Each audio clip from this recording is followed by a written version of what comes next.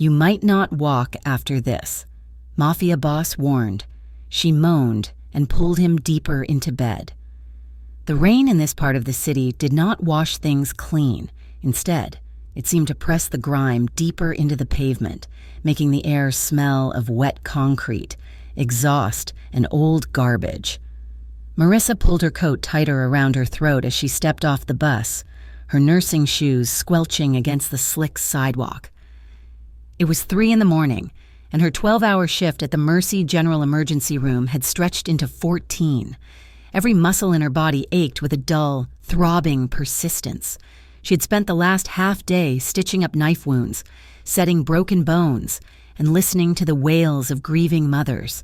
She was 28 years old, but tonight, she felt closer to 80. All she wanted was to climb the 4 flights of stairs to her apartment, lock the deadbolt, and sleep for a solid 10 hours. She took the shortcut through the alley behind her building. It was a habit her mother would have screamed at her for, but Marissa was too tired to care about safety, and she knew the rhythm of the shadows here. Most of the streetlights were busted, leaving the narrow passage in a murky gloom. Her foot struck something soft. Marissa stumbled, catching herself against the brick wall. She looked down, expecting a trash bag or a pile of discarded clothes. It was a man. He was sprawled on his side, half hidden behind a rusted dumpster. The rain plastered his dark hair to his forehead, even in the poor light. She could see the dark, spreading stain on the side of his dress shirt. It was not just wet from the rain. It was thick, visceral, and black in the darkness. Instinct overrode exhaustion. Marissa dropped to her knees, the cold water soaking instantly through her scrubs.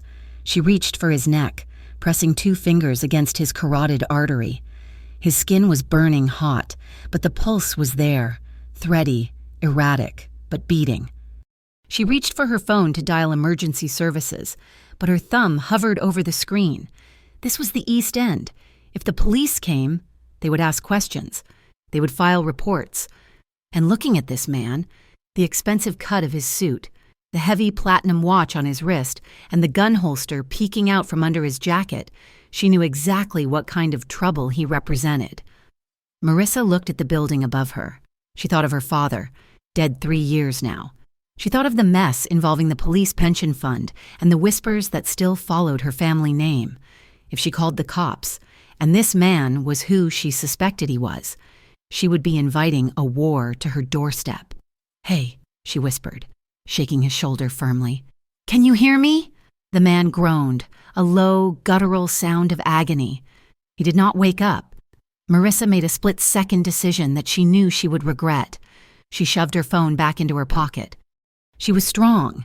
Years of lifting patients from gurneys to beds had given her a functional strength that belied her slender frame. She grabbed him under the arms, hauling him upward. He was dead weight, easily 200 pounds of dense muscle. Marissa gritted her teeth, her heels slipping on the wet asphalt as she dragged him toward the service entrance of her building. It took every ounce of her energy to get him through the door and into the freight elevator.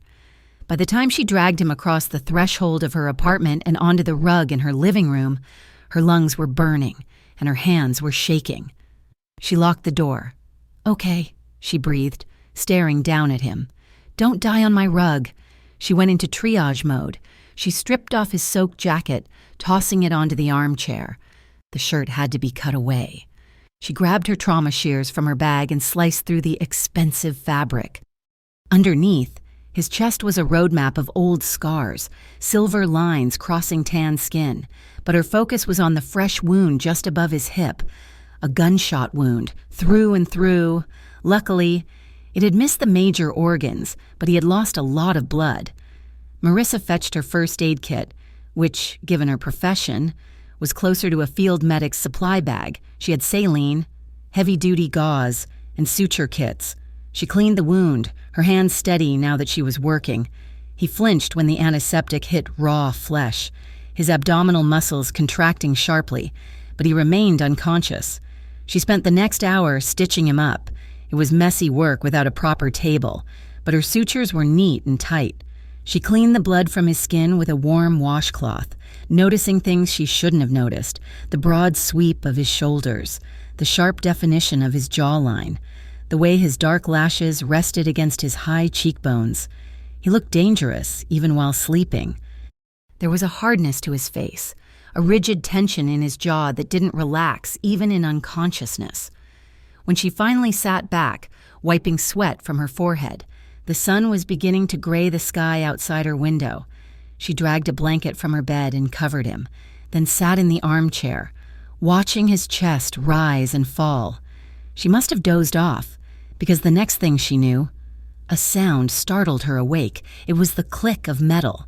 Marissa's eyes snapped open. The man was awake. He was trying to sit up, his face pale and slick with sweat, and his hand was groping for the holster on his belt, which was currently sitting on her kitchen counter, 10 feet away. "It's not there," Marissa said, her voice raspy from sleep. The man froze. His head whipped toward her. His eyes were terrifying. They were a dark, storm gray, devoid of fear but filled with a lethal calculation. He looked at her, then at the room, then down at the bandages wrapped around his midsection. "Who are you?"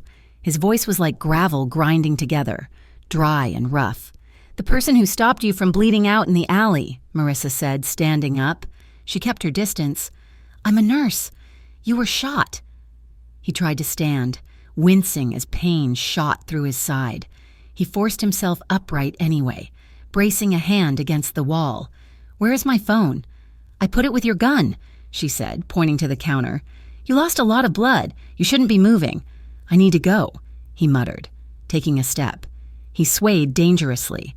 Marissa stepped forward instinctively to catch him, but he snarled, holding up a hand to stop her. "Don't touch me." She stopped, crossing her arms over her chest. "Fine. Fall over. Rip your stitches. See if I care. I just spent 2 hours sewing you back together." He stared at her then.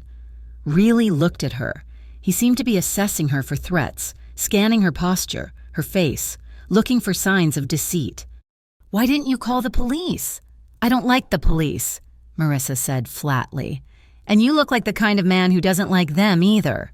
A flicker of surprise crossed his stoic face, quickly replaced by that cold mask. "Smart girl." "I'm not a girl. I'm the woman saving your life. Sit down before you pass out." To her surprise, he listened. He sank back down onto the floor, leaning his back against the sofa. He looked exhausted, his skin gray. "I'm Damien," he said after a long silence. "Marissa. Marissa." He tested the name, his eyes narrowing slightly. "You have water?" She went to the kitchen and returned with a glass of water and 2 painkillers. "Take these." He took the water but ignored the pills. "I need to stay sharp." "You need to manage the pain so your body doesn't go into shock," she argued. He just looked at her, that cold stare boring into her. "I said no." Marissa felt a spike of irritation. She was used to difficult patients, but this was different. This man invaded her home, bled on her floor, and was now dictating terms. "Fine. Suffer." She walked away to make coffee, feeling his eyes on her back the entire time. For the next 2 days, Marissa's apartment became a cage. Damien refused to go to the hospital, and he refused to leave until he could walk without staggering. Marissa called in sick to work, feigning a flu, because she was terrified to leave him alone in her home. Not because she thought he would steal anything, he clearly had enough money to buy her entire building, but because she sensed that if he left too soon, he would be dead within the hour. There was a strange sadness about him that confused her. He spent hours staring out the window, watching the street below through the blinds. He spoke very little. He never said thank you. He was demanding, expecting water and food to be brought to him. Yet he treated her with a distant, chilly respect. Marissa found herself studying him when he wasn't looking. He was like a wounded lion, lethal, quiet, and pacing within the confines of his injury. She didn't know the war that was raging inside his head. Damien sat on the floor, the hardwood pressing against his spine, and let his mind drift back to the night of the shooting. It played on a loop behind his eyes. The warehouse on the docks, the smell of salt and rust. It was supposed to be a sit-down, a peace treaty with the Rossi family. Damien had walked in with 3 men. He had walked out with none. It hadn't been the Rossis who fired the first shot. It had been his own side. A betrayal. He remembered the muzzle flash from the catwalk, the stinging heat as the bullet tore through his side. He remembered the realization hitting him harder than the lead. Someone close to him wanted him dead. He had scrambled into the night, bleeding, his vision blurring. He had driven until the car died, then walked. He hadn't chosen this alley randomly. He had come here because he remembered a name from a file on his desk years ago. Reynolds. A corrupt cop who had run interference for Damien's father back in the day. Reynolds was dead. But he had a daughter. A nurse. He hadn't expected her to find him. He had expected to die behind that dumpster. But fate, it seemed, had a sense of humor. Now, watching Marissa move around the small kitchen, Damien felt a tightening in his chest that had nothing to do with his wound. She was stubborn. She argued with him. She didn't cower. Most people trembled when Damien fell silent, but Marissa just rolled her eyes and told him to eat his soup. It was infuriating. It was refreshing. "You need to change the dressing," Marissa announced, breaking him out of his reverie. She stood over him with a fresh roll of gauze and a bottle of antiseptic. "I can do it myself," Damien grunted. "Stop being a child," she said, dropping to her knees beside him. "Lift your shirt." He glared at her, but he complied, pulling the gray t-shirt she had lent him, an oversized thing that had belonged to her ex, up to his chest. Marissa's hands were cool and efficient. She peeled back the tape, exposing the angry red line of the incision. Damien watched her face. She was focused, her brow furrowed in concentration. She wasn't beautiful in the way the women at the clubs were beautiful, painted and polished. She was real. Her hair was pulled back in a messy bun, wisps escaping to frame her face. She smelled of vanilla soap and rubbing alcohol.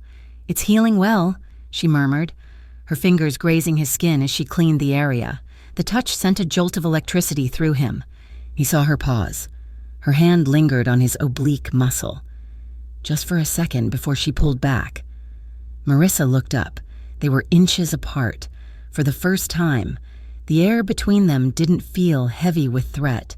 It felt heavy with something else. Heat. A magnetic pull that terrified her. She looked into his gray eyes and saw the darkness there, the violence he kept leashed, but she didn't look away. "You're staring," he said, his voice low, barely a whisper. "I'm assessing the patient." She lied, though her heart was hammering against her ribs. "You should be scared of me, Marissa," Damien said softly. It wasn't a threat. It was a warning, a statement of fact. "Do you know what I do? Do you know why I have these scars?" Marissa didn't flinch. She held his gaze, her chin lifting slightly in defiance. "I know you bleed like everyone else. I know you were alone in an alley, and I know you haven't hurt me yet." Damien searched her face, looking for the fear, but he found only a stubborn resilience that mirrored his own. "Yet," he echoed. "Hold still," she commanded softly, applying the fresh gauze. Her hands moved around his waist to secure the bandage. It was an intimate embrace, necessary but charged. Her cheek brushed against his bare shoulder as she reached around him. His skin was warm, solid. Marissa pulled back, taping the gauze down. She sat back on her heels, needing to put distance between them. The apartment suddenly felt too small. The rain lashed against the window, sealing them in. "I'm going to make tea," she said abruptly. Standing up too fast, she felt flushed. Damien watched her go. He didn't say anything, but the corner of his mouth quivered upward in a faint, almost imperceptible movement. Later that night, the storm intensified. Thunder rattled the window panes. Marissa sat on the sofa with a book she wasn't reading, while Damien did push-ups on the floor.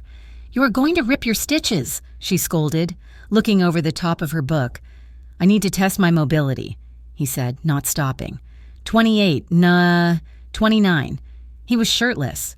Marissa tried to keep her eyes on the page, but they betrayed her.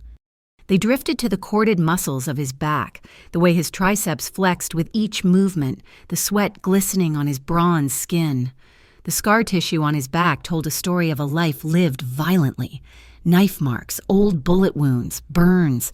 It was a map of pain. yet he moved with a fluid, predatory grace. He was undeniably, terrifyingly attractive. He paused at the top of a push-up, his head turning toward her. Marissa snapped her eyes back to her book, her face burning. "Enjoying the view?" Damien asked. His voice was dry, laced with amusement. "I was looking at your stitches," Marissa shot back, though she knew her cheeks were bright red. Checking for bleeding, Damien pushed himself up to a standing position. He grabbed a towel and wiped his face, then walked slowly toward the couch. He stood over her, casting a long shadow. "You're a terrible liar, Marissa," he said. She looked up at him. He was looking down at her with that smirk, arrogant, knowing, and dangerous. "And you're a terrible patient," she countered, closing her book with a snap. "Put a shirt on. You'll catch a cold." "I don't get cold," he said, but he picked up the shirt. He didn't put it on immediately. He just held it, watching her. "Why did you help me? Really?" Marissa sighed, the fight draining out of her. She looked at her hands. "My father was a cop, a bad one. He got mixed up with people. Maybe people like you. He died because he didn't have anyone to watch his back. When I saw you in the alley, I don't know.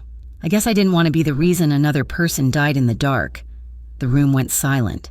Damien's expression shifted.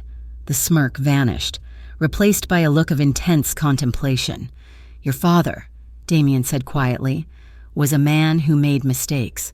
But he kept his word when it mattered." Marissa's head snapped up. "You knew him?"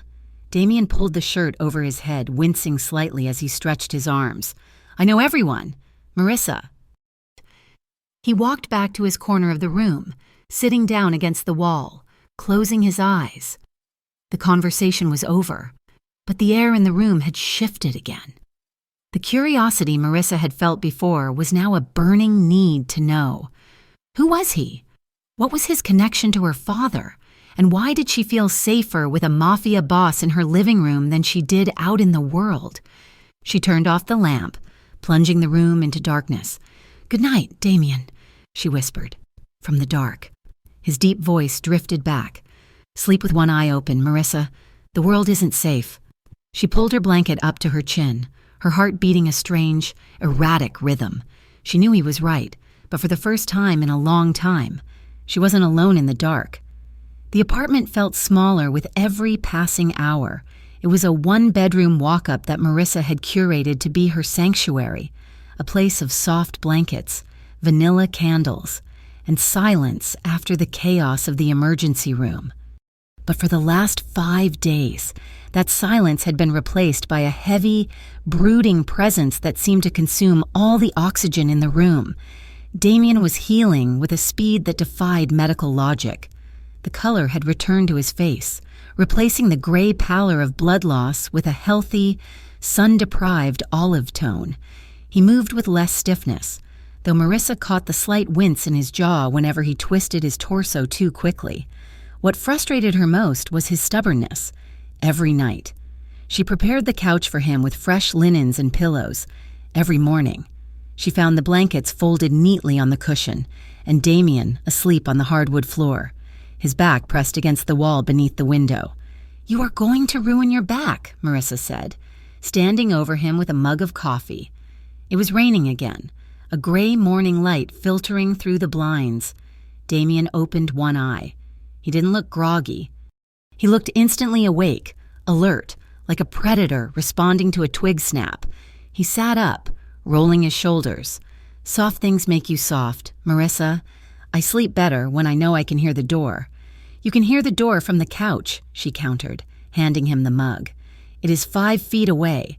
He took the coffee, his fingers brushing hers. His hands were rough, calloused, and warm. "The floor keeps me grounded. In my world, comfort is usually a trap." Marissa watched him drink, her gaze tracing the scars that mapped his arms. He was wearing a sleeveless undershirt today, exposing the violent history written on his skin. There was a burn mark on his forearm and a jagged white line running from his shoulder to his collarbone.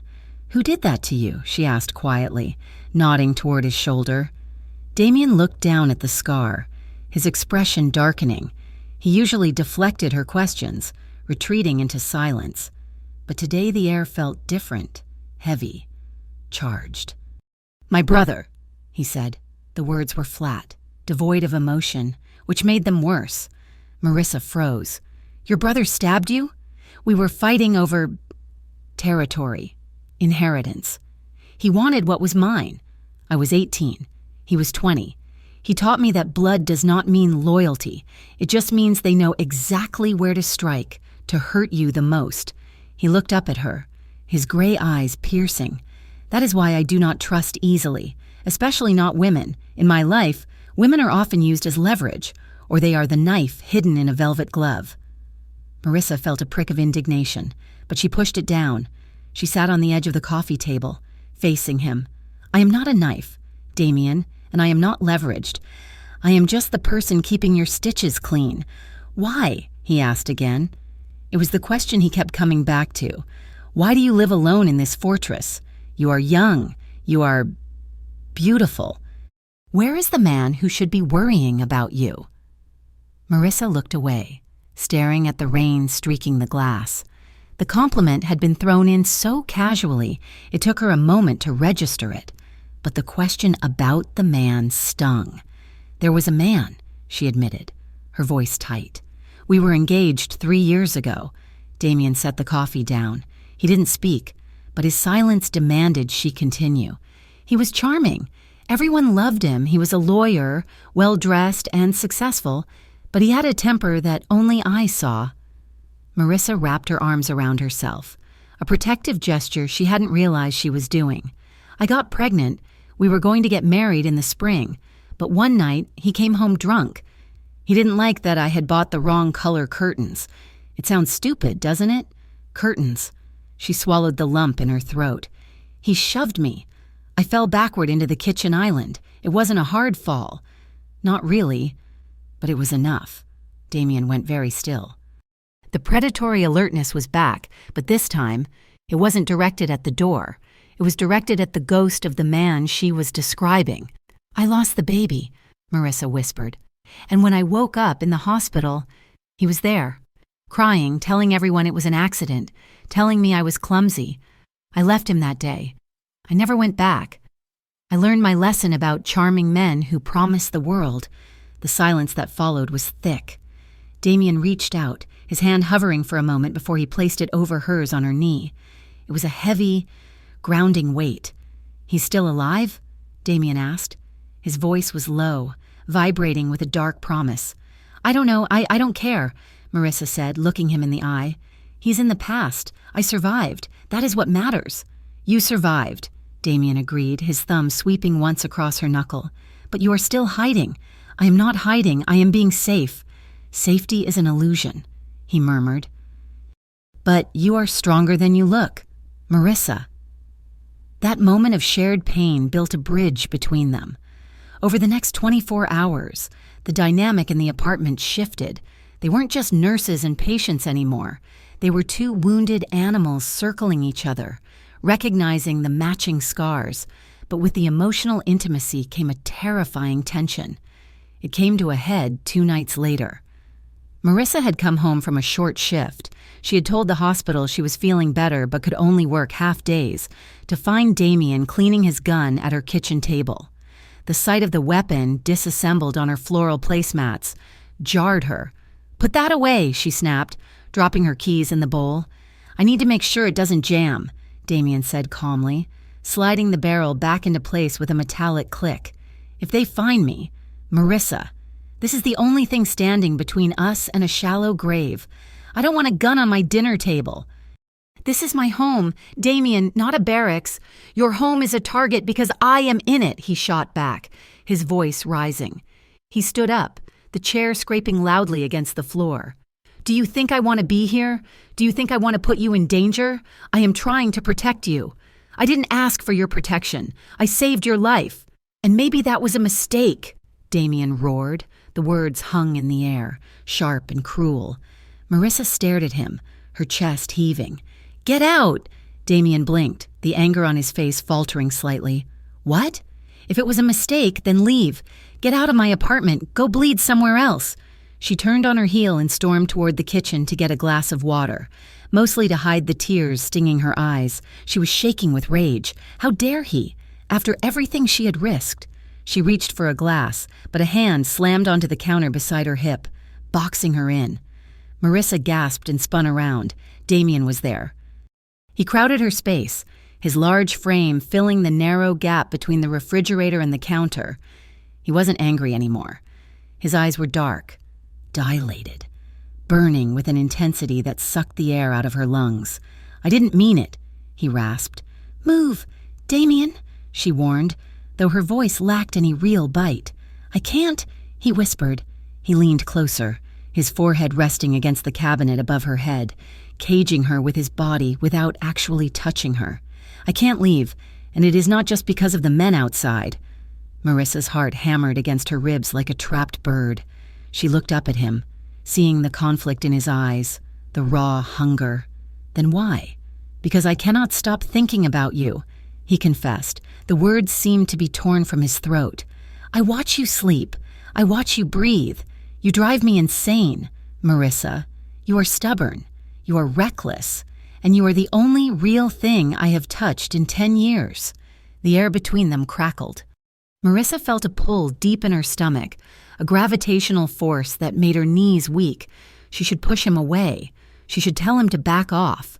But the memory of his hand on hers, the shared pain, the way he looked at her like she was the only light in a dark room, it overwhelmed her.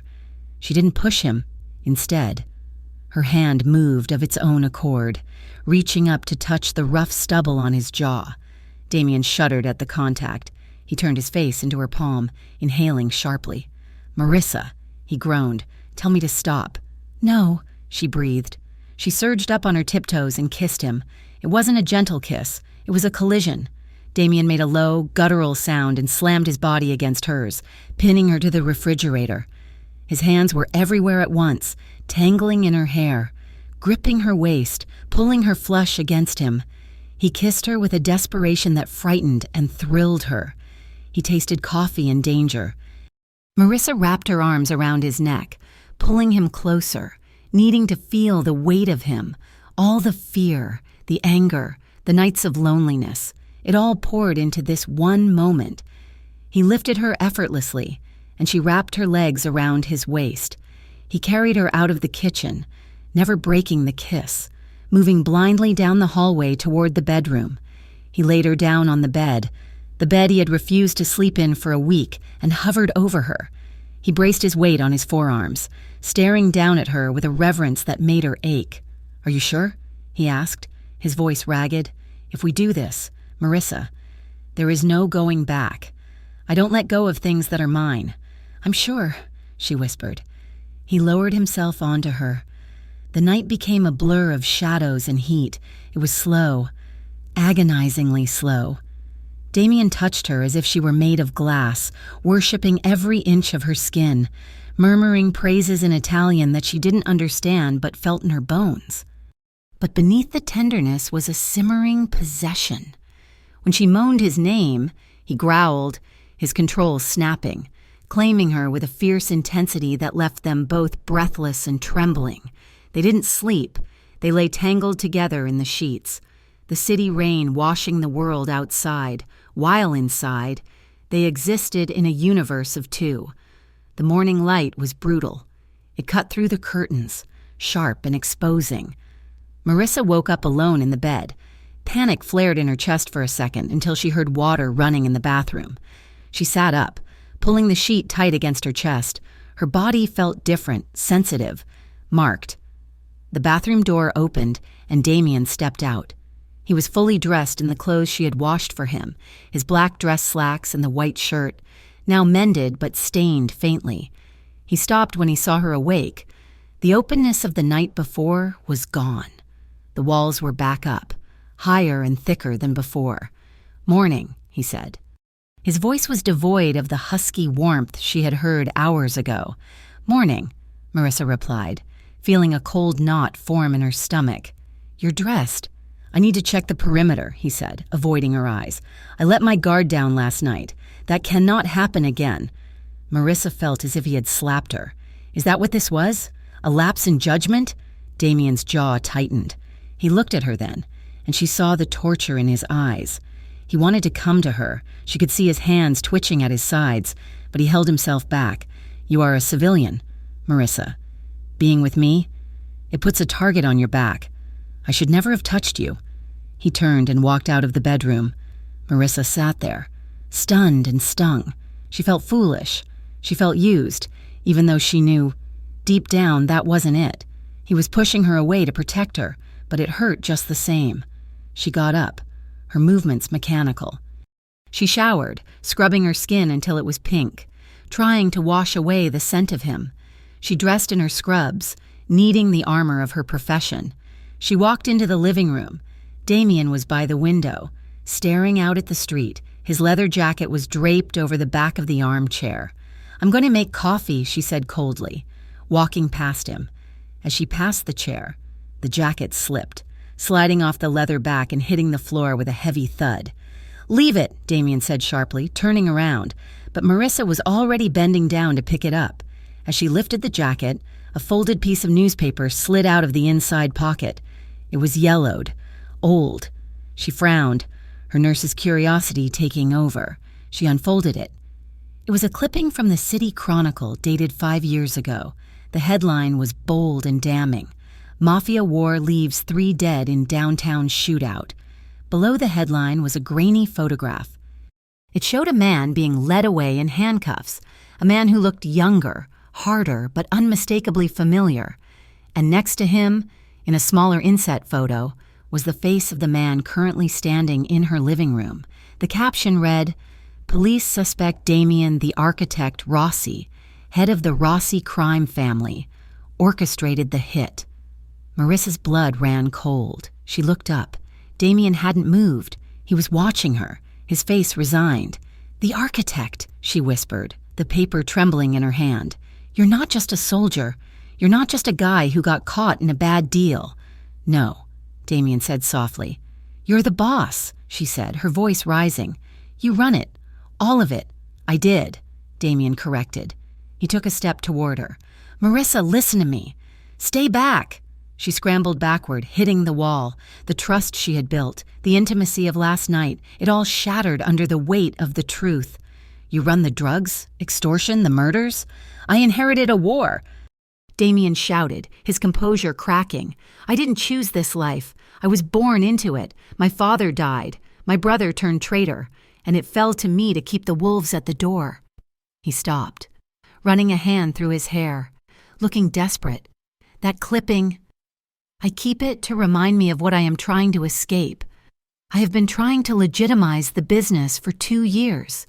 I wanted out. I wanted to be clean. But you're not," she accused, tears welling in her eyes. "You're still him. I am trying not to be." He crossed the room in 2 long strides, stopping just inches from her. He didn't touch her, but his presence engulfed her. "Why do you think they shot me? Because I stopped the drug shipments, because I refused to traffic in flesh. I am trying to end it. Marissa, but they won't let me go." Marissa looked at him. She saw the man who had held her last night, who had listened to her pain with genuine empathy. She saw the man who had slept on her floor to keep her safe. But she also saw the monster the city feared. "You lied to me," she whispered. "I omitted the truth," he pleaded, "because I knew if you knew who I was, you would never have let me in. And I needed to be let in." He reached out, taking her hand. She flinched, but she didn't pull away. "I'm a bad man, Marissa," he said, his thumb rubbing the pulse point of her wrist.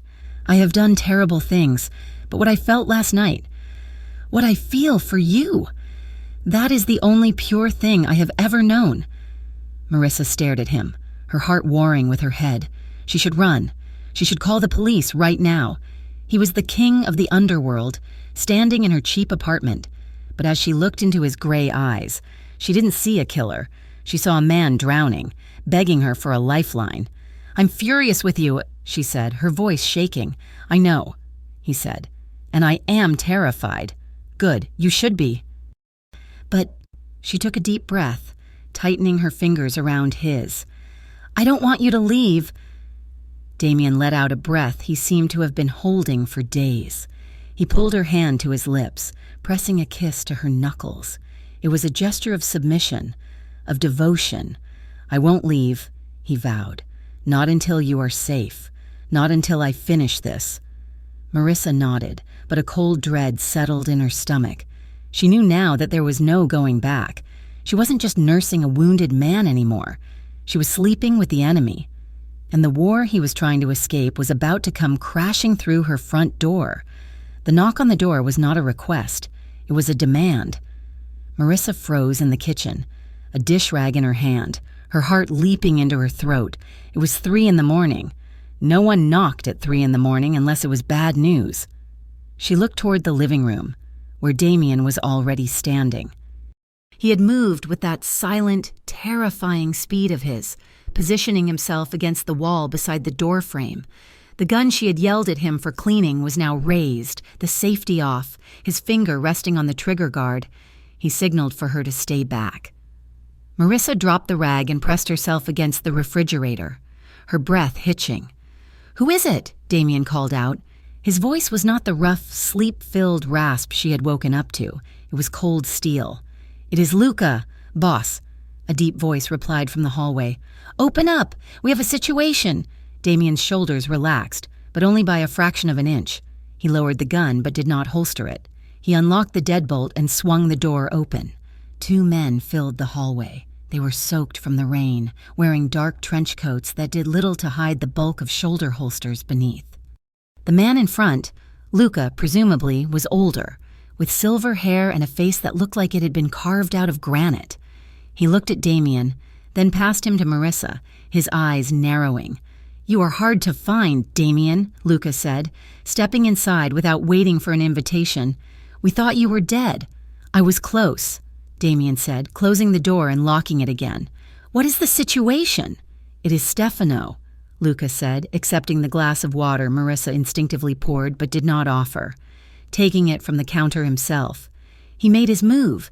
He thinks you are bleeding out in a gutter somewhere. He has aligned with the Greeks. They are carving up the territory as we speak." Damien's face went rigid. Marissa watched the transformation happen in real time. The man who had held her hand and confessed his fears the night before vanished. In his place stood the architect. His eyes went dead, calculating the cost of war. "My cousin is a fool," Damien said quietly. "He doesn't have the stomach for the Greeks. He has ambition," Luca countered. "We need you back at the estate. Boss, we need to show the city you are alive before the sun comes up. If we wait, we lose the docks." Marissa felt a cold draft sweep through the room. Though the windows were closed, this was it. He was leaving. He would walk out that door and go back to the life that had almost killed him, and she would go back to scrubbing floors and forgetting she had ever felt safe. Damien looked at Luca, then he turned his head slowly to look at Marissa. She stood by the sink, her arms wrapped around herself, waiting for the goodbye. "I'm not leaving yet," Damien said. The room went silent. Luca looked stunned. "Boss, with all respect, this is not a safe house. It is a mousetrap.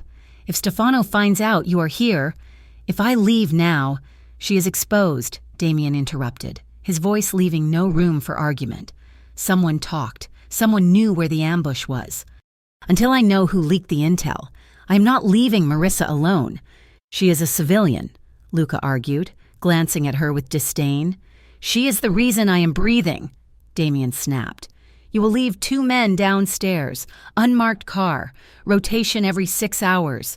If anyone who doesn't live in this building walks through the front door, I want to know about it before they hit the first step." Luca stared at him for a long moment, then nodded once, a sharp jerk of his chin. "Understood. I will have Marco and Sal take the first watch." When the men left, the silence that filled the apartment was suffocating. Marissa felt like she was standing on the edge of a cliff. "You should have gone," she whispered. Damien holstered his gun and walked toward her. He stopped a foot away, close enough that she could smell the rain on him from when he had stood near the door. "I do not leave debts unpaid. Marissa, is that what I am?" she asked, her voice trembling. "A debt." He reached out, his hand cupping her cheek, his thumb brushing away a tear she hadn't realized had fallen. No, you are the only thing I have left that isn't covered in blood. The next 2 days were a blur of tension.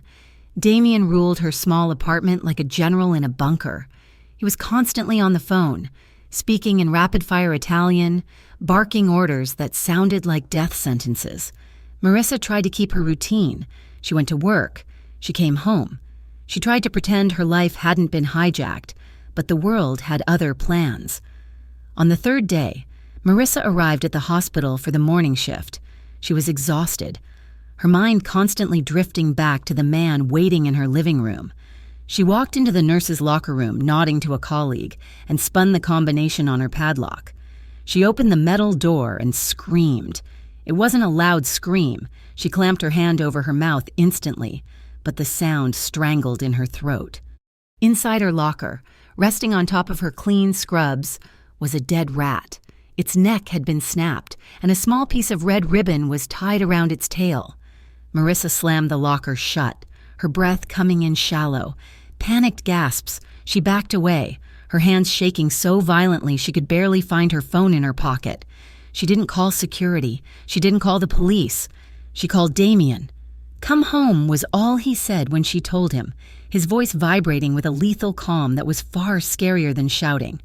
When she got back to the apartment, Damien was waiting. He didn't say a word. He took her coat, threw it on the chair, and pulled her into his arms. He held her so tight her ribs ached, burying his face in her neck, inhaling the scent of her fear.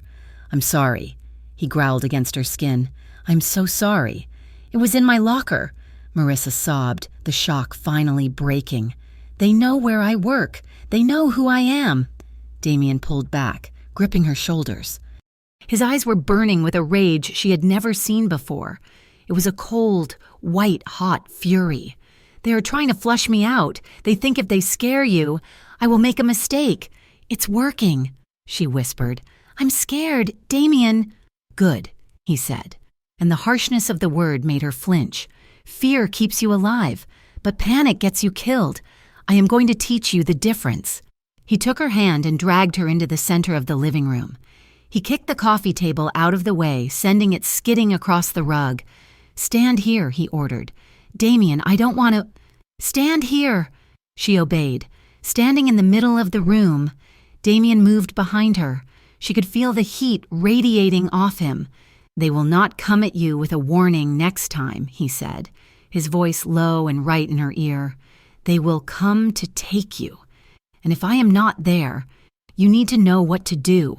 He kicked her feet apart. "Widen your stance. You are too easy to knock over." Marissa did as he asked, tears of frustration pricking her eyes. "I'm a nurse. Damien, I fix people. I won't hurt them. You do what you have to do to survive," he said ruthlessly. He wrapped his arms around her from behind, not in a hug, but to position her arms. He grabbed her wrists, pulling her hands up into a defensive guard. "Elbows in. Protect your ribs. If they get close, you don't punch, you strike. Throat, eyes, groin." "Damien, stop," she pleaded, her body trembling. "No," he said, tightening his grip. He pulled her back against his chest. He was hard as stone, a wall of muscle and aggression. "Feel my weight. Lean into it. Use your center of gravity." He was teaching her to fight, but the proximity was doing something else entirely. The fear in Marissa's blood was beginning to curdle into something hot and heavy. His breath was on her neck. His hands were strong and controlling on her wrists. The violence of the world outside was bleeding into the room, turning into a raw, desperate energy between them. "Damien," she breathed, her voice changing. He froze. He sensed the shift. His grip on her wrists loosened, his hands sliding down to her waist, pulling her hips firmly back against him. The lesson was over. The reality of their bodies took over. He turned her around slowly. His eyes were dark, the pupils blown wide, swallowing the gray irises. He looked at her like he wanted to devour her, to hide her inside himself where no one could touch her. "You are mine," he whispered, the confession sounding like a threat. "They think they can touch you. I will burn this city to ash before I let them put a hand on you." Marissa looked up at him, seeing the man beneath the monster. He was terrified of losing her. That fear made him dangerous, but it also made him incredibly, undeniably human. "Then show me," she challenged him, her voice barely audible. "Show me I'm yours." Damien let out a low groan, a sound of surrender. He swept her up into his arms, not with the struggle of the first night, but with effortless power. He carried her to the bedroom and kicked the door shut. He laid her on the bed and stood over her for a moment, unbuttoning his shirt with trembling hands. He threw it aside, revealing the scars she had tended to, the map of his pain. He looked like a fallen angel, beautiful and broken. He climbed over her, settling between her legs, his weight heavy and grounding. He braced himself on his hands, framing her face, staring down at her with an intensity that made her soul shake. "You might not walk after this," he warned, his voice a husky rumble that vibrated through her chest. It wasn't a boast, it was a promise of total consumption. "I don't care," Marissa moaned, reaching up to pull him down. "Just don't leave me alone." He kissed her then, and the world dissolved. It was slow, agonizingly slow. He touched her with a relentless tenderness, exploring every inch of her skin as if he were memorizing her for a lifetime of darkness. There was no rush, no frantic tearing of clothes. It was a deliberate, focused claim. He worshipped her body with his hands and his mouth, making her feel cherished and fragile, yet forcing her to the edge of her sanity. When they finally joined, it was an act of desperation. It was survival. They moved together in a rhythm that was ancient and necessary, clinging to each other as if the bed were a raft in a stormy sea. Marissa cried out his name, digging her fingers into his shoulders, anchoring him to her, pulling him deeper into the bed, deeper into her heart. For hours. The threats outside didn't exist. There was only sweat, skin, and the sound of their breathing in the dark. The sun came up too early. Marissa woke to the smell of coffee. She rolled over, her body aching in a way that was both exhausting and exhilarating. She found Damien sitting on the edge of the bed, fully dressed in a suit she hadn't seen before. He was fastening his watch, the expensive platinum one. He looked different.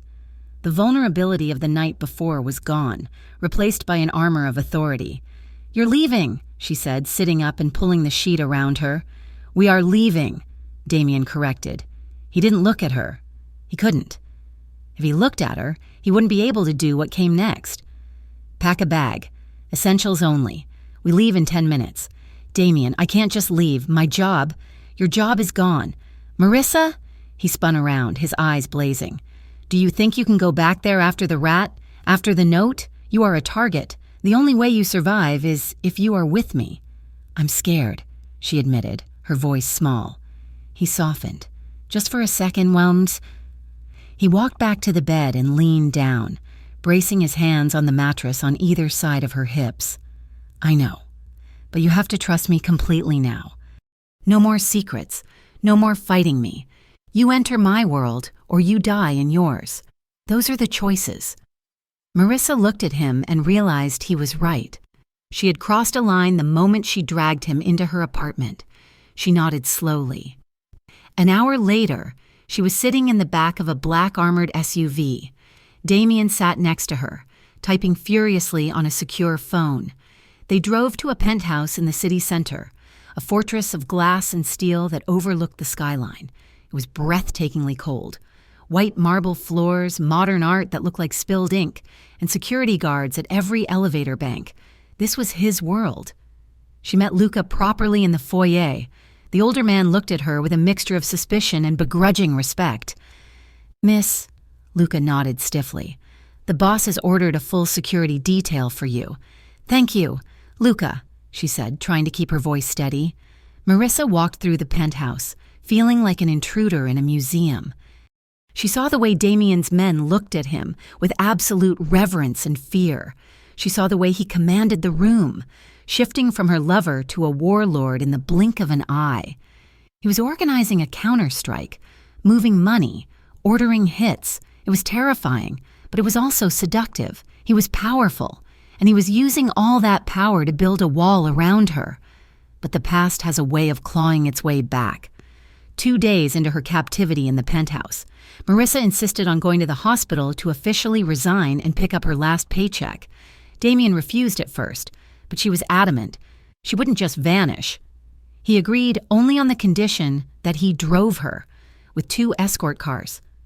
Marissa walked into the hospital administration office, signed the papers with a shaking hand, and walked out. She felt a sense of loss. This was her life, her identity, and she was signing it away for a man who carried a gun to dinner. As she walked toward the exit, a hand grabbed her arm. It was a painful, possessive grip. "Marissa?" She spun around. It was Greg, her ex-fiancé. He looked worse than she remembered. His face was puffy, his eyes bloodshot. He was wearing a wrinkled suit. "Greg," she gasped, trying to pull her arm away. "Let go of me." "I heard you were in trouble," Greg said, his voice slurring slightly. "People are talking, asking about you. Some rough-looking guys came by my office asking if I knew where you were." He squeezed her arm tighter, leaning in close. He smelled of stale whiskey and aggression. "Who are you running with?" "Marissa, you leave me because I have a temper. And now you're mixed up with thugs? You're coming with me. I can protect you better than some street trash. Let her go." The voice was not loud. It didn't echo. It was quiet, calm, and utterly terrifying. Greg looked up. Damien was standing 10 feet away. He was wearing a charcoal suit tailored to perfection, his hands relaxed at his sides. He looked like a king looking at a peasant. "Who the hell are you?" Greg sneered. Though he loosened his grip slightly, Damien took 2 slow steps forward. "I am the man who is going to ask you once to remove your hand from her arm." Greg laughed, a nervous, blustering sound. "Listen, buddy, this is my fiancé. We have history. You don't want to mess with me. I'm a lawyer." Damien didn't blink. He didn't look at Greg's face. He looked at Greg's hand on Marissa's arm. "A lawyer," Damien repeated, as if tasting the word. "Then you should know the liability of touching things that do not belong to you." Damien moved. It was so fast Marissa barely saw it. One moment he was standing there. The next he was in Greg's personal space. He grabbed Greg's wrist, twisting it with a precise, agonizing pressure that forced Greg to his knees with a howl of pain. Damien didn't strike him. He just leaned down, bringing his face close to Greg's ear. "If you ever touch her again," Damien whispered, loud enough for Marissa to hear, "I will not break your wrist. I will dismantle your life. I will freeze your assets. I will burn your practice, and I will ensure that the only person who ever speaks to you again is the coroner." He released Greg, who scrambled backward on the asphalt, clutching his wrist, his face pale with terror. "Get out of here," Damien said softly. Greg didn't wait. He scrambled to his feet and ran toward his car, not looking back. Marissa stood frozen in the parking lot. Her heart was pounding. She looked at Damien. He adjusted his cufflinks, his face returning to that impassive mask. "Are you okay?" he asked, turning to her. Marissa looked at the spot where Greg had been kneeling. She looked at Damien. "He was a monster," she whispered. "But you—" "I am a bigger monster," Damien finished for her. He held out his hand. "I told you, Marissa, I build walls. Come, we are not safe here." Marissa looked at his hand. It was the hand that had healed, the hand that had held her with such tenderness the night before, and the hand that had just brought a grown man to his knees with a single touch. The 2 worlds she had spent her life running from, the abuse of her past and the violence of the streets, had just collided in front of her eyes, and she was standing in the wreckage, holding the hand of the devil who loved her. She took his hand. The parking lot confrontation had been the breaking point. Seeing the violence that lived inside Damien, the way he had brought a man to his knees with a whisper and a twist of a wrist, had terrified Marissa. Not because she feared he would turn it on her, but because she realized that loving him meant accepting that violence as a permanent roommate. She needed air. She needed distance to separate the man from the myth, the lover from the monster. The conversation in the penthouse hallway was brief and agonizing. Marissa had packed a small duffel bag. Damien stood by the floor-to-ceiling window. His back to the city, he ruled, watching her with an expression that looked like physical pain. "I need a few days," she said, her voice steady despite the trembling in her hands. "I need to think. Damien, Everything is moving too fast." Damien didn't argue. He didn't beg. He simply nodded, a sharp, jerky motion that betrayed his composure. "Take the car. Take the driver. I will not have you out there unprotected. I'm going to my friend Sarah's cabin. It's 3 hours north. No cell service, just quiet. Go," he said softly. He didn't step forward to kiss her. He stayed rooted to his spot, as if he knew that touching her now would shatter his resolve to let her leave. "Call me when you're ready to come back. If you are ready." Marissa walked out the door. She didn't look back. If she had, she would have seen the most powerful crime lord in the city slump against the glass, defeated not by a bullet, but by the silence she left behind. The cabin was buried deep in the pines, a relic of a simpler life, for 2 days. Marissa tried to find peace.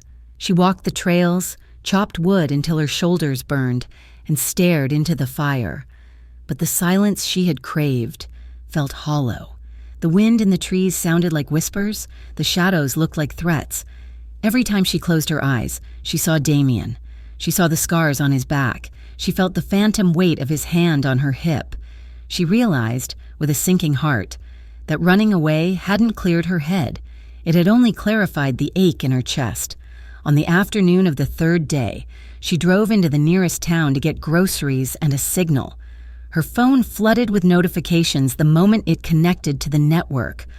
One voicemail stood out. It was from her neighbor, Mrs. Gable.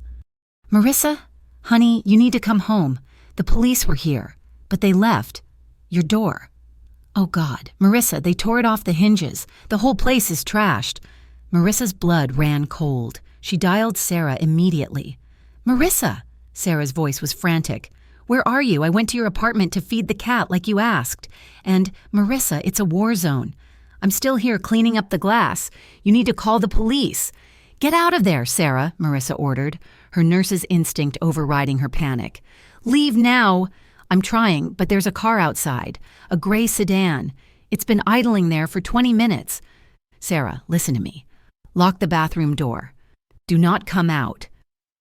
Marissa hung up and scrambled into her car. She didn't call the police. She didn't call Damien. Panic made her irrational. She just drove. She pushed the engine to its limit, tearing down the highway, her mind replaying the image of the dead rat in her locker. This wasn't a warning anymore. This was an invasion. It took her 3 hours to get back to the city. By the time she screeched to a halt in front of her building, the sun was setting, casting long, blood-red shadows across the pavement. The gray sedan was still there. Marissa didn't think. She grabbed the tire iron from under her seat, a pathetic weapon against guns, but it was heavy in her hand, and ran toward the building. She took the stairs 2 at a time, her heart hammering against her ribs like a trapped bird. She reached her floor. The door to her apartment was hanging off the top hinge, splintered wood exposing the devastation inside. "Sarah!" she screamed, rushing in. The apartment was destroyed. Her sofa was slashed, stuffing bleeding out onto the floor. Her photos were smashed, glass glittering on the rug. The walls had been spray-painted with slurs. A scream echoed from the bedroom. Marissa bolted down the hall. She skidded to a halt in the doorway. 2 men were there. One had Sarah by the hair, dragging her out of the closet where she had been hiding. Sarah was kicking and screaming, her face tear-streaked. The other man was rifling through Marissa's dresser drawers, tossing her clothes onto the floor. "Let her go," Marissa yelled, raising the tire iron. The man holding Sarah laughed. He was big, wearing a leather jacket that creaked as he moved. "Well, look who decided to join the party. We were just about to leave a message for your boyfriend." He shoved Sarah to the ground hard. Sarah scrambled backwards, sobbing, curling into a ball in the corner. The man turned to Marissa, pulling a knife from his belt. The blade caught the dying light. "The boss wants you. Nurse, he says you have something that belongs to him." Marissa backed up, gripping the iron. "I don't have anything." "You have Damien's attention," the man sneered, "and that is going to cost you." He lunged. Marissa swung the iron, but he caught her wrist easily, twisting it until she dropped the weapon with a cry of pain. He slammed her against the wall, the impact knocking the wind out of her. Ideally, She would have used the moves Damien taught her, but fear paralyzed her. The knife edge pressed against her throat, cold and sharp. "Don't worry," the man whispered, his breath smelling of tobacco. "We won't kill you. Not yet." Suddenly, a shadow filled the doorway. There was no sound of footsteps, no warning, just a sudden drop in temperature, as if death itself had walked into the room. The man holding Marissa froze. He looked over his shoulder. Damien stood there. He wasn't wearing his suit. He was wearing black tactical gear, a dark coat, and his face was a mask of absolute, unadulterated fury. He didn't look human. He looked like a demon who had crawled out of hell to collect a soul. "Let her go," Damien said. His voice was terrifyingly quiet. The second man, the one by the dresser, went for his gun. Damien moved. It happened in a blur of violence that Marissa couldn't fully track. A gunshot rang out, deafening in the small room, but Damien didn't fall. He had moved before the man could aim, closing the distance in a heartbeat. There was a sickening crunch of bone, and the gunman crumpled to the floor, unconscious before he hit the wood. The man holding Marissa shoved her aside and slashed at Damien with the knife. Damien didn't flinch. He caught the man's wrist mid-air, stopping the blade inches from his own chest. He stared into the man's eyes, his expression devoid of mercy. "You touched her," Damien whispered. He twisted the man's arm. The bone snapped with a sound like a dry branch breaking. The man screamed, dropping the knife. Damien swept his leg, bringing the man down, then delivered a single, brutal kick to the temple. Silence fell. Damien stood over the unconscious bodies, his chest heaving slightly. There was blood on his knuckles, not his own. He looked wild, dangerous, vibrating with lethal energy. He turned slowly to look at Marissa. The rage vanished from his eyes, replaced instantly by a desperate, agonizing terror. "Marissa," he choked out. He stepped over the bodies and pulled her into him. His grip was crushing. He buried his face in her hair, his hands shaking uncontrollably as they roamed over her back, checking for injuries. "I was too slow," he murmured against her scalp. "I was watching the building, but they came in through the fire escape. I am sorry. God, I am sorry." Marissa didn't push him away. She didn't fear the blood on his hands. She wrapped her arms around his waist, burying her face in his chest, sobbing. It was the only solid thing in a world that had shattered. The penthouse was quiet. Sarah had been taken to a secure hotel with a team of guards. The mess in the apartment was being handled by Luca and his cleanup crew. Marissa and Damien were alone in the fortress of glass. Marissa sat on the edge of the massive bed in the master suite.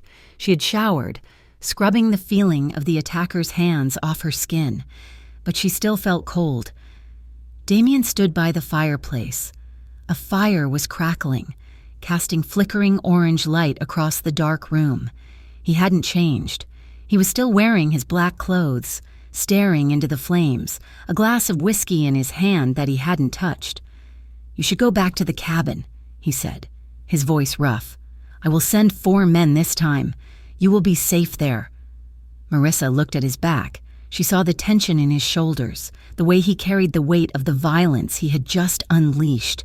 She realized then that he wasn't trying to control her. He was trying to save her from himself. She stood up and walked across the room. The carpet was soft beneath her bare feet. "I'm not going back to the cabin," she said. Damien didn't turn. "Marissa, look at what happened. Look at your home. It is gone. Next time—" "I don't care about the apartment," she interrupted. She reached out and touched his arm. He flinched, his muscles bunching under her fingers. He turned slowly to face her. His eyes were haunted. "I can't protect you from this life," he admitted, his voice breaking. "I tried. I failed." "You saved me," she whispered. "You came for me. I almost got you killed. But you didn't." Marissa stepped closer, closing the gap between them. She looked up into his gray eyes, seeing the torture there. "I tried to leave, Damien. I drove away. I sat in the woods for 3 days trying to convince myself that I could go back to being just a nurse, that I could forget you." She shook her head. "I couldn't. I was safer in that cabin than I've ever been, and I was miserable. I would rather be in the line of fire with you than safe without you." Damien stared at her, his breath catching. "You do not mean that." "I do," she said firmly. "I am staying, not because I need a bodyguard, not because I'm scared, but because I love you." The words hung in the warm air, illuminated by the firelight. Damien dropped his glass. It hit the rug with a soft thud, spilling amber liquid, but neither of them looked down. "Say it again," he whispered. "I love you." Damien let out a sound that was half groan, half sob. He reached for her, his hands framing her face, treating her like she was made of spun glass. "I will burn the world for you," he vowed. He kissed her. It wasn't like the first time, that frenzied, desperate collision in her hallway. And it wasn't like the second time, the possessive claiming. This was different. This was a surrender. He kissed her with a slow, agonizing tenderness. His lips moved over hers, soft and warm, tasting of whiskey and salvation. Marissa melted into him, her hands rising to grip the lapels of his coat. "Make me forget," she whispered against his lips. "Make me forget everything but this." Damien pulled back slightly, his eyes searching hers. He saw the permission, the need. He nodded slowly. He began to undress her. He didn't rush. His fingers were steady now, deliberate.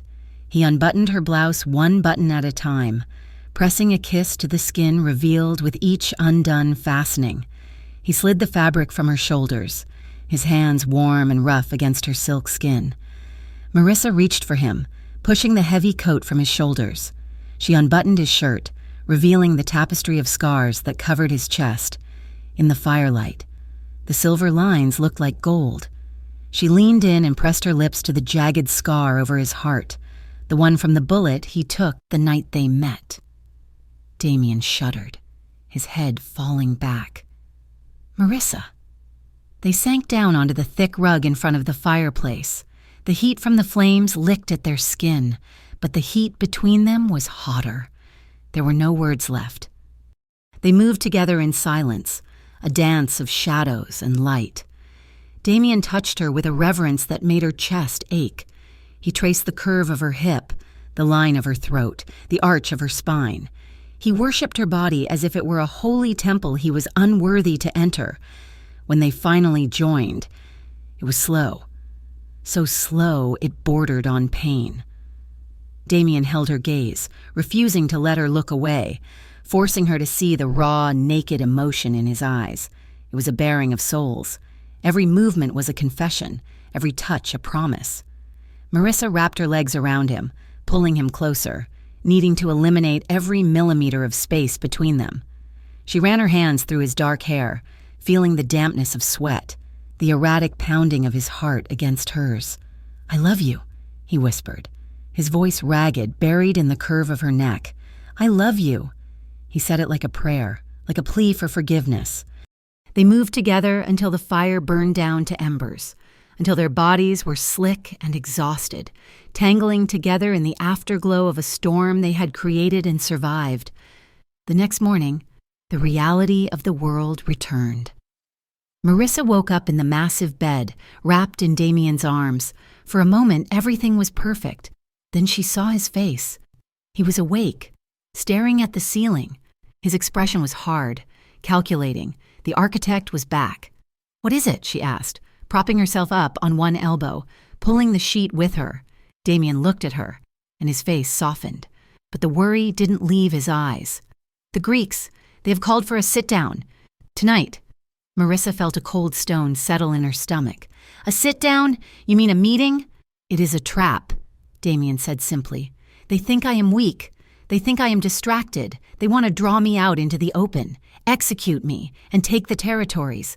"Then don't go," Marissa pleaded, grabbing his hand. "Damien, we can leave. We can go anywhere.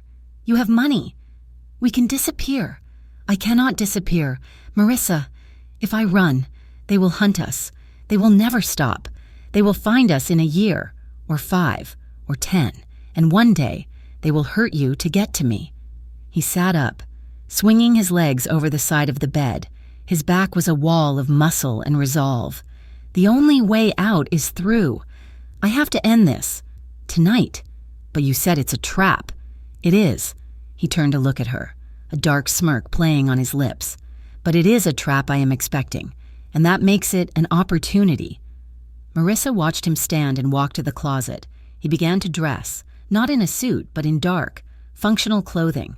He strapped a holster to his chest. He slid a knife into his boot. He was arming himself for war. She knew she couldn't stop him. She knew that this was who he was. But the fear was choking her. She stood up and walked to her jewelry box on the dresser. She opened it and took out the only thing of value she had left from her old life. It was an old watch, leather strap, scratched face. It had been her father's. She walked over to Damien. He was checking the magazine of his gun. He stopped when she approached. "Marissa," he started, "I promise I will come back." "Don't promise," she said quietly. She took his hand and pressed the watch into his palm. "Take this."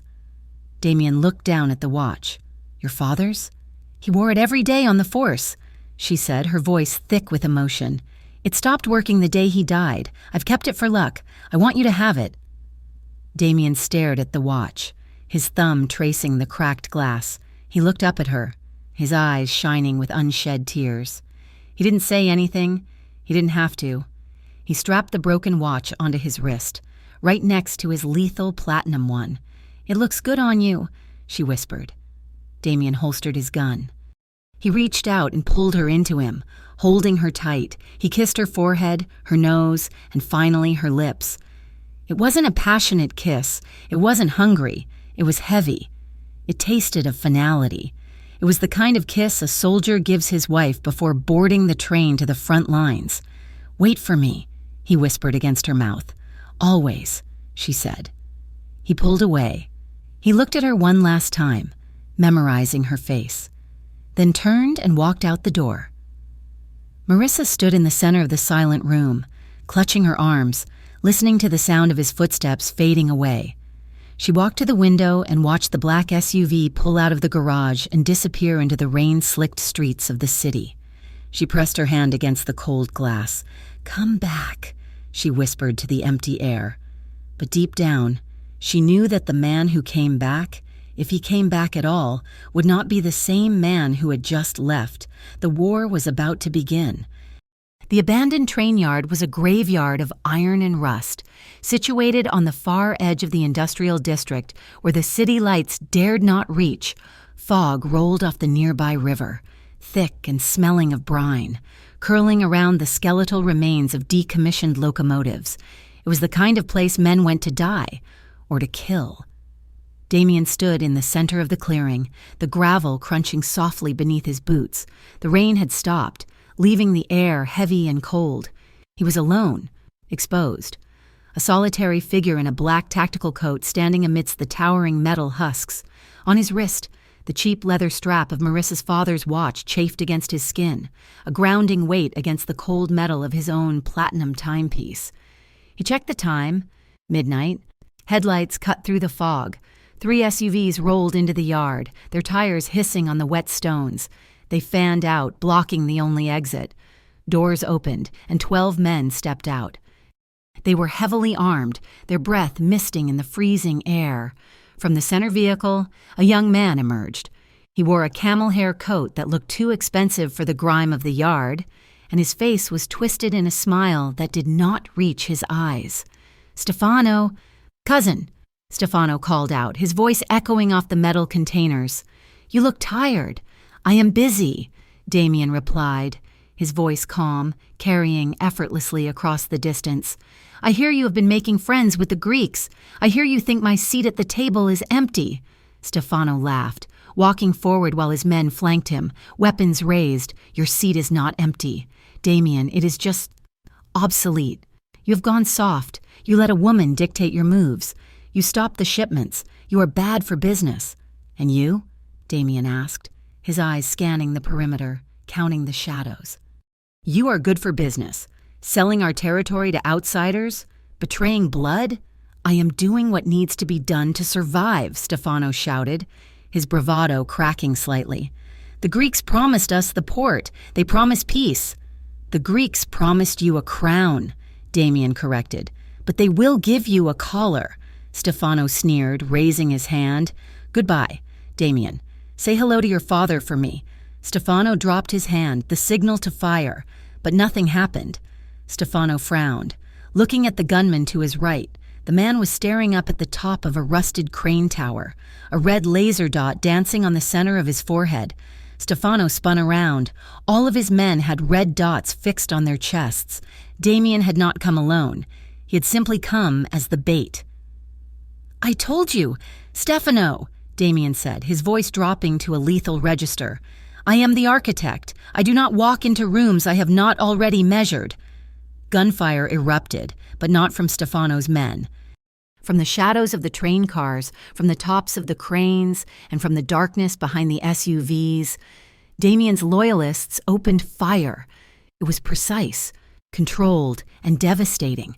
Stefano's men scrambled for cover, returning fire blindly into the dark.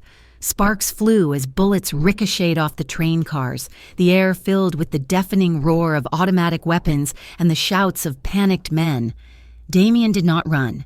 He moved with terrifying efficiency, drawing his weapon and advancing. He moved from cover to cover, firing with a steady hand. He was a surgeon in a slaughterhouse, removing the infection one bullet at a time. Within minutes, silence returned to the yard, broken only by the groans of the wounded and the hiss of steam from a punctured pipe. Stefano was the last one standing, though barely. He was on his knees in the mud, his expensive coat ruined, a gun pointed at his head by Luca. Damien walked over to him, holstering his weapon. He looked down at his cousin. Stefano looked up, his eyes wide with terror, waiting for the execution. "Do it," Stefano spat, trying to salvage some shred of dignity. "Follow the code. Kill me." The code was clear. Betrayal by blood was punishable only by death. Luca looked at Damien, waiting for the order. The surviving men gathered around, their faces hard, expecting the blood price to be paid. Damien looked at Stefano. He thought of the violence that had defined his life. He thought of Marissa and the promise he had made to build something real, to be something other than a monster. "No," Damien said. The word hung in the air like a gunshot. Luca blinked, confused. "Boss?" "I said no," Damien repeated. He crouched down so he was eye level with Stefano. "Death is too easy. You want the crown? You want the glory? Go find it somewhere else." "What?" Stefano breathed. "You are exiled," Damien pronounced, his voice cold. "You leave this city tonight. If you ever return, if I ever hear your name spoken within 1,000 miles of this place, I will kill you slowly. But for now, you live, not because you deserve it, but because I am done burying my family." He stood up and turned his back on his cousin. The silence from his own men was deafening. They lowered their guns, but they exchanged glances. This was a weakness. This was a break in tradition. Damien could feel their judgment pressing against his back, heavier than any bulletproof vest. He had spared a traitor, in their world. That was a sin unforgivable. But Damien didn't care. He had won. It was over. He pulled his phone from his pocket to call Marissa, to tell her he was coming home, that they were safe. The phone rang in his hand before he could dial. It was the captain of the guard he had left at the penthouse. "Boss?" The voice on the other end was ragged, wet. "Boss, we were hit." Damien's blood froze. The world narrowed down to the device in his hand. "Report." "They came from the service elevator, dressed as paramedics. We didn't see the weapons until—" "Boss, they took her." Damien felt the ground lurch beneath him. "Who?" "Not the Greeks." The guard coughed. It was Marco. He turned, he took her. He left a note." Marco, one of Stefano's lieutenants who had supposedly been loyal. It wasn't the main force that had struck. It was the rats in the walls. While Damien was fighting the war in the train yard, the infection had been rotting his home from the inside. "Read it," Damien commanded, his voice a terrifying void. It says, "Trade, the king for the queen, the old slaughterhouse on 4th. Come alone or she bleeds." Damien crushed the phone in his hand. The screen shattered, slicing his palm, but he didn't feel it. "Luca," Damien barked, turning to his second in command. "Boss, give me the keys to the truck. You stay here. You clean this up." "Boss, you cannot go alone," Luca argued. stepping forward. "It is a suicide run." "She is my life!" Damien roared, the sound echoing like thunder across the yard. The control broke. The architect vanished. All that was left was a man terrified of losing the other half of his soul. "If she dies, Luca, I burn this whole city down with us inside it. Do not follow me." He snatched the keys and sprinted toward the truck. The slaughterhouse on 4th Avenue had been closed for 20 years. It was a massive, decaying brick structure that smelled faintly of copper and old death. Damien drove the truck through the rusted chain-link fence. Not bothering to stop, he slammed the brakes in the center of the loading dock, the headlights cutting through the gloomy interior. He stepped out. He had left his tactical vest in the truck. He had left his primary weapon. He carried only a single handgun, held loosely at his side, fingers nowhere near the trigger. "I am here!" he shouted into the darkness. "I am alone!" Movement on the catwalk above. Floodlights snapped on, blinding him for a moment. When his eyes adjusted, he saw them. There were 5 men, and in the center, held by a man with a serrated knife pressed to her throat, was Marissa. She looked terrified. Her clothes were torn, her hair wild, a bruise blossoming on her cheekbone, but when she saw him, she didn't scream. She stopped struggling. She locked eyes with him, and he saw the trust there, the absolute, unshakable faith that he would save her. It almost brought him to his knees. "Drop the gun, Damien!" a voice called out. It was Marco, standing on the platform, looking smug. "Kick it away!" Damien slowly bent down and placed his gun on the concrete. He kicked it across the floor. It skittered into the shadows. "Let her go," Damien said, holding his hands up. "I am here. You have me. Let her walk out the door, and I will not fight you." "That is the deal," Marco agreed. He nodded to the man holding Marissa. "Bring her down, but keep the knife close." They descended the metal stairs, the clang of their boots echoing in the cavernous space. Damien stood perfectly still. Every muscle in his body was coiled, waiting, calculating. He needed them closer. He needed an opening. The man shoved Marissa forward. She stumbled, her hands tied in front of her with plastic zip ties. "Walk to him," Marco ordered, "and say goodbye." Marissa walked toward Damien. Her eyes were filled with tears. She was 10 feet away. 5. "I'm sorry," she whispered as she reached him. "Do not be," Damien murmured, his eyes fixed on the men behind her. "I promised you. I build walls." "All right, lovebirds, enough," Marco sneered, raising his weapon. "Damien, on your knees. We're going to make this hurt." Damien looked at Marco. "You made one mistake." "Marco?" "Yeah? What's that?" "You let a nurse keep her pockets." Marissa moved. It happened in a fraction of a second. The zip ties on her wrists were loose. She'd been working on them, twisting her small hands until the plastic stretched, but she didn't pull them off. Instead, she reached into the waistband of her scrub pants, which she was still wearing under her coat from the hospital visit days ago. Her hand came up in a blur of silver. She didn't scream. She didn't hesitate.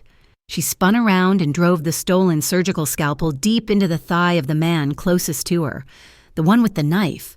It was a precise strike, the femoral artery. The man screamed, a high-pitched sound of shock, and collapsed, blood spurting in a bright red arc. Chaos erupted. "Get down!" Damien screamed, shoving Marissa behind a concrete pillar. He didn't have a gun, but he didn't need one. He dove for the man who had fallen, grabbing the dropped knife. Marco fired. The bullet sparked off the concrete inches from Damien's head. Damien rolled, coming up with the knife, and threw it. It was a desperate throw, guided by rage. The blade buried itself in Marco's shoulder. Marco dropped his gun. Staggering back, the other 3 men opened fire. Damien didn't seek cover. He ran toward them. He moved with a suicidal ferocity, dodging and weaving. He tackled the nearest gunman, using the man's body as a shield against the bullets from the others. He twisted the man's neck, grabbed his weapon, and fired. 2 shots. 2 bodies hit the floor. It was just Damien and the last gunman now, a heavy-set enforcer standing near the exit. The man raised a shotgun. Damien had no cover. He had no time to aim. "No!" Marissa screamed from behind the pillar. Damien didn't look at her. He lunged forward, firing his handgun as the shotgun roared. The impact hit Damien like a sledgehammer. He felt a burning, tearing sensation in his chest, as if a hot poker had been driven through his ribs. The force knocked him backward, his feet leaving the ground. But his own bullet had found its mark. The gunman collapsed, the shotgun clattering away. Silence fell over the slaughterhouse, heavy and sudden. Damien lay on his back on the cold concrete. He stared up at the rusted ceiling beams. He tried to take a breath, but his lungs felt full of liquid.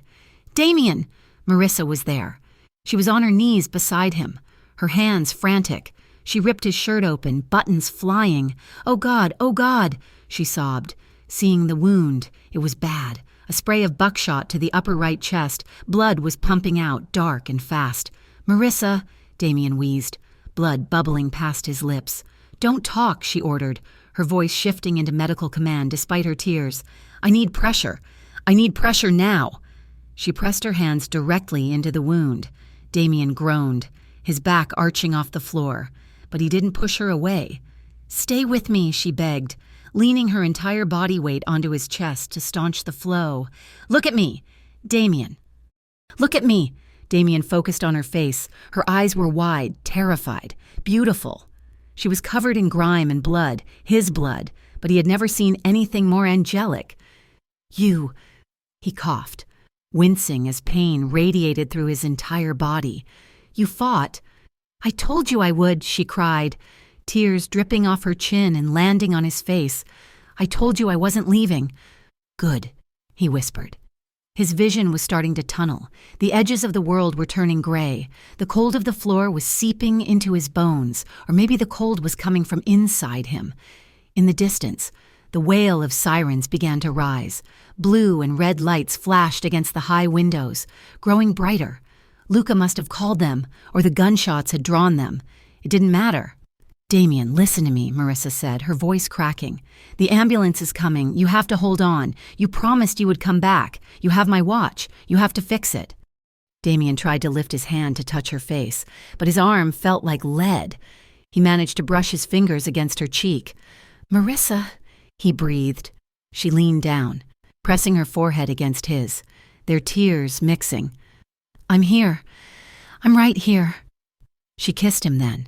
It wasn't a kiss of passion or lust or possession. It was a transfusion of spirit. She kissed him deeply, desperate to pour her own life into his failing body, not knowing if it was the last time she would ever feel his warmth. Damien felt the darkness closing in. The pain was fading, replaced by a strange, floating numbness. He looked at the woman who had found him in an alley and saved his life, the woman who had taught him that he was more than the violence he was born into. He smiled, a weak, blood-stained curving of his lips. "You ruined me," he whispered, his voice barely audible over the approaching sirens. Marissa pulled back, choking on a sob. "What? You ruined me," he repeated, his eyes drifting shut. "In the best way."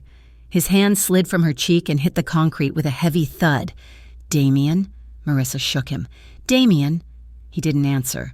His chest rose with one last, shallow hitch, and then stopped. "No!" Marissa screamed, the sound tearing from her throat, echoing off the steel walls of the empty slaughterhouse. She began CPR, her movements frantic, counting compressions, breathing for him, begging the universe not to take the only thing that mattered.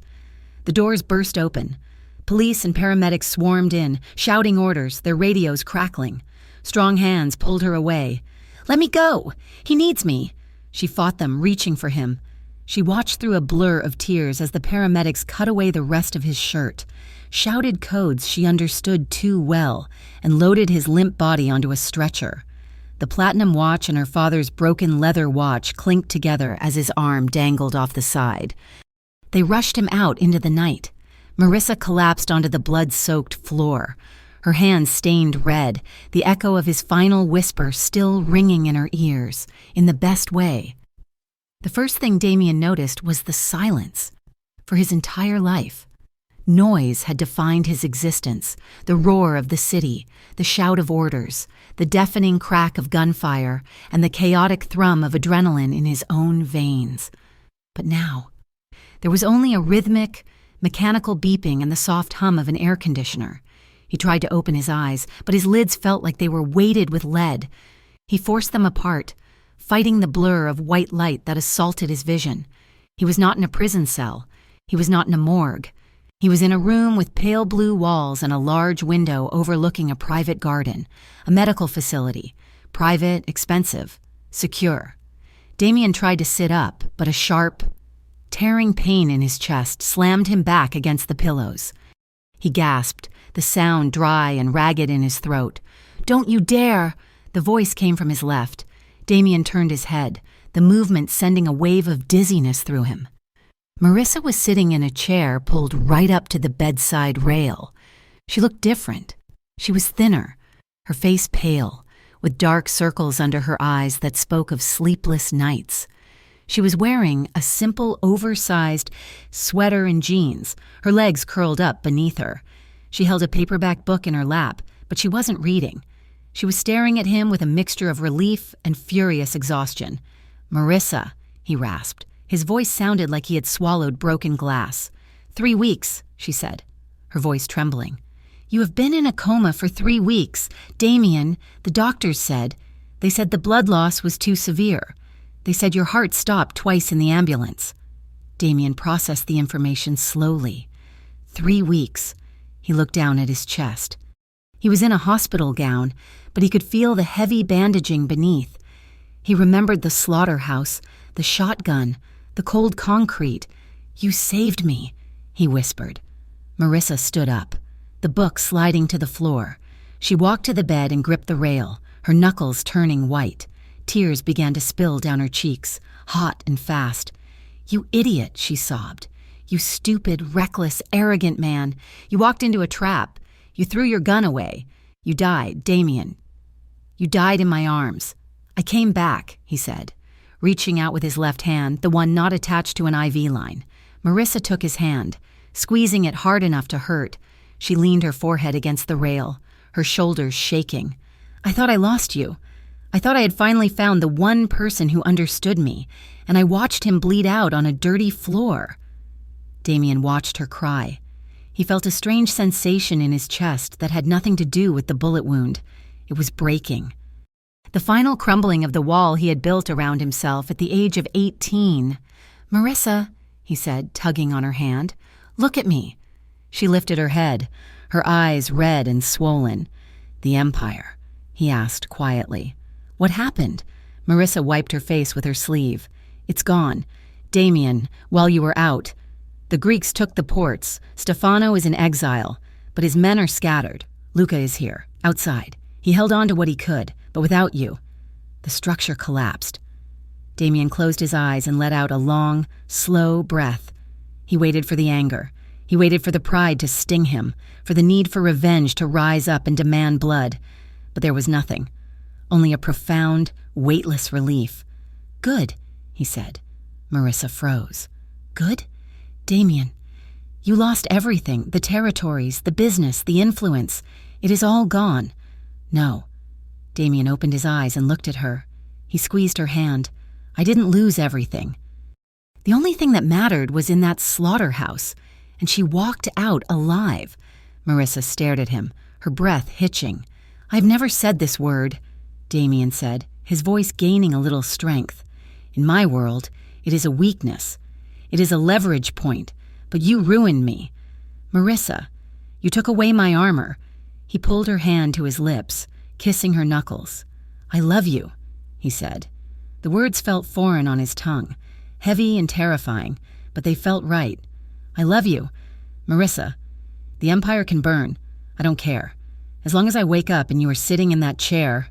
Marissa let out a choked sob and leaned over the rail, pressing her lips to his forehead. "I love you too," she whispered. "I love you so much." Recovery was a slow, agonizing process. Damien was not a patient man, and being confined to a bed while his body knit itself back together was a torture all its own. But Marissa was there every day. She was his nurse, his guard, and his anchor. Luca came to visit on the 4th day. The older man looked tired, stripped of the authority he used to wear like a coat. "Boss, Luca said, standing awkwardly at the foot of the bed. "We managed to liquidate the offshore accounts before the feds froze them. The cash reserves are safe, but the streets, they belong to the Greeks now. Let them have them," Damien said, adjusting the bed to sit up straighter. "I am retired. Luca?" Luca nodded slowly, a sad smile touching his lips. "I figured. You fought hard enough. Damien, you earned a rest." "Take your share," Damien ordered. "Take enough for the boys who stayed loyal. Get them out of the city. Set them up with legitimate businesses. No more guns." "And you?" Luca asked. Damien looked at Marissa, who was standing by the window arranging flowers. "I have plans." 2 weeks later, Damien was discharged. He walked with a limp, relying on a sleek black cane that Marissa had bought for him. They returned to the penthouse, but it felt like a hotel room now. It was no longer a home. It was a monument to a dead man. Marissa found the letter in her bag one evening while they were packing. "I forgot about this," she said, sitting on the edge of the bed. Damien was standing by the mirror, buttoning a shirt over his bandages. "What is it?" "It's a job offer," she said, reading the paper. "From a small family clinic in the mountains, up near the Lake District. I applied months ago, before I met you. I forgot I even sent the resume." Damien turned around. He walked over to her, the cane clicking softly on the marble floor. He took the letter from her hand. "Doctor, Henderson's family practice." Damien read. "Quiet, secluded, good air." "It's 5 hours away," Marissa said, taking the letter back. "I should throw it out.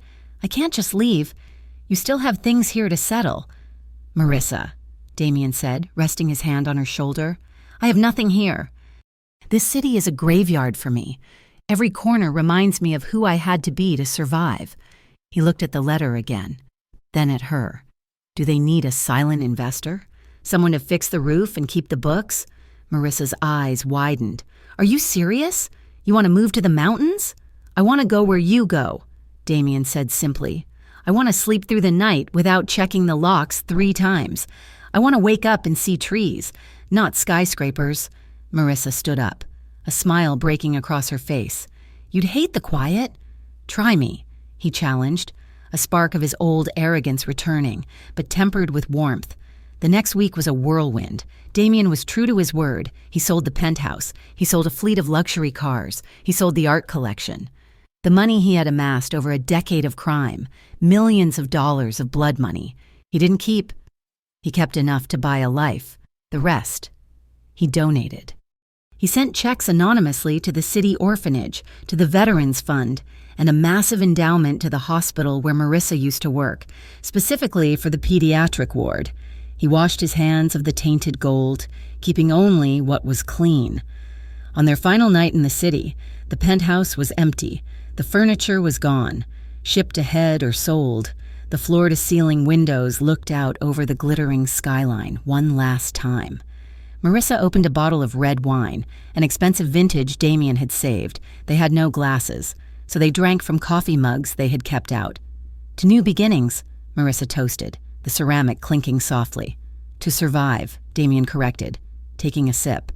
He set his mug down on the granite island and turned to her. The kitchen was bathed in the soft, ambient light of the city below. He reached for his phone and tapped the screen. A soft, slow jazz melody began to play, filling the empty space. "Dance with me," he said, holding out his hand. "You need your cane," Marissa worried, glancing at his leg. "I need you," he said. "You are my support." Marissa set her mug down and took his hand. She stepped into his space, wrapping her arms around his waist, mindful of his healing ribs. Damien rested his weight on his good leg, pulling her close, burying his face in the crook of her neck. They swayed in the silence of the empty apartment. It wasn't a perfect dance.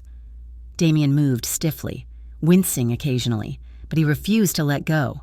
"I'm going to miss the view," Marissa whispered, looking out at the lights. "I'm not," Damien murmured against her skin. "I have a better one right here."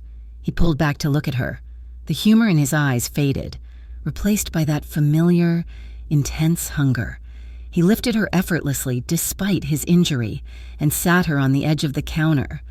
Marissa gasped, wrapping her legs around his waist, pulling him into the V of her thighs.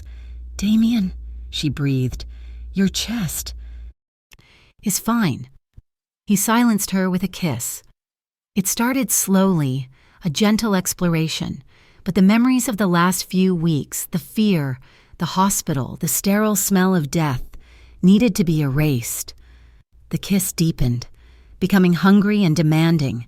Marissa's hands tangled in his hair, pulling him closer.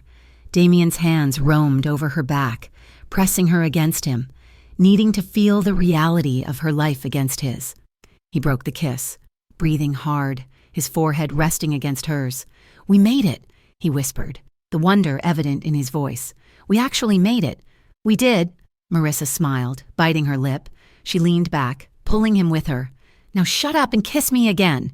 Damien laughed, a rich, genuine sound that bounced off the empty walls. It was the first time she had heard him laugh like that. It was the sound of a man who was finally free. He obliged, capturing her lips again, losing himself in the woman who had saved his soul. They stayed there for a long time, whispering promises into the dark, celebrating the end of the war and the beginning of peace. The cabin sat on the edge of a lake that was so still it looked like a mirror. It was autumn. The trees surrounding the water were a riot of gold, crimson and orange. The air was crisp and smelled of pine needles and wood smoke. It was quiet. The kind of quiet that settled deep in the bones and slowed the heart rate. Damien walked down the wooden steps of the porch. He moved slower now, leaning heavily on the black cane with every step of his right leg. The limp would never fully go away, the doctors had said. It was a permanent reminder of the night he died and came back. He didn't mind it. Every twinge of pain was proof that he was still here. He walked to the edge of the water, where a small dock jutted out into the lake. He took a deep breath, filling his lungs with clean air. No exhaust, no gunpowder, just nature. He heard the screen door creak behind him. He turned. Marissa was standing on the porch. She was wearing a thick wool cardigan wrapped around her, holding a steaming mug of tea. She looked healthy. The stress lines were gone from her face, replaced by a soft glow. The mountain air suited her. She walked down the steps to join him.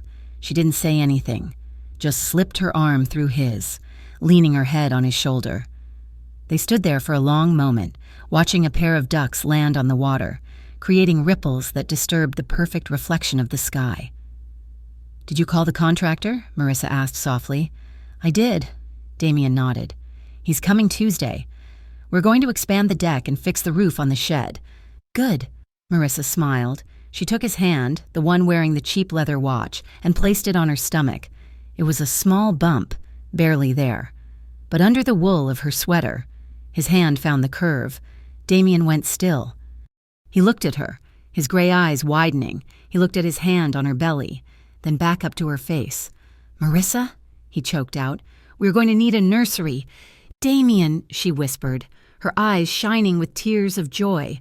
"Not a shed." Damien dropped his cane. It clattered onto the wooden dock. Forgotten. He turned to her, wrapping his arms around her, burying his face in her hair. He held her as if she were the most precious thing in the universe, terrified he might break her, yet unable to let go. His shoulders shook. "A baby," he whispered into the wool of her sweater. "My God, a fresh start," Marissa said, pulling back to cup his face. "No history, no sins, just us." Damien looked down at her stomach, then back into the eyes of the woman who had walked into the dark to find him. He placed a kiss on her forehead, then on her lips, and finally, he knelt down, ignoring the pain in his leg, and pressed a kiss to her stomach. He stayed there for a moment, his eyes closed, listening to the wind in the trees. He stood up slowly, retrieving his cane, but he didn't lean on it. He leaned on her. He placed a kiss on her shoulder and looked out at the lake, at the vast, open horizon that stretched before them. "This time," Damien whispered, his voice thick with emotion, "I built something real." Marissa smiled and took his hand. They turned and walked toward the edge of the water, their silhouettes framed against the setting sun. The former mafia boss and the nurse who saved him, walking slowly, side by side, into a future that belonged only to them. Fade out. Thank you so much for listening to Damien and Marissa's story. It has been a journey taking them from the dark, rainy alleys of the city to the quiet peace of the lakeside. Writing their transformation from two broken people into a family was an emotional ride, and I hope you felt every moment of it. I would love to hear from you. Please leave a comment below telling me where you are listening from. It is always amazing to see how far these stories travel. If you enjoyed this series, please consider subscribing to the Mafia Romance Stories channel so you never miss a new adventure. Share your thoughts on the ending in the comments. Did Damien's redemption satisfy you? Thank you for your time and your support. Until the next story.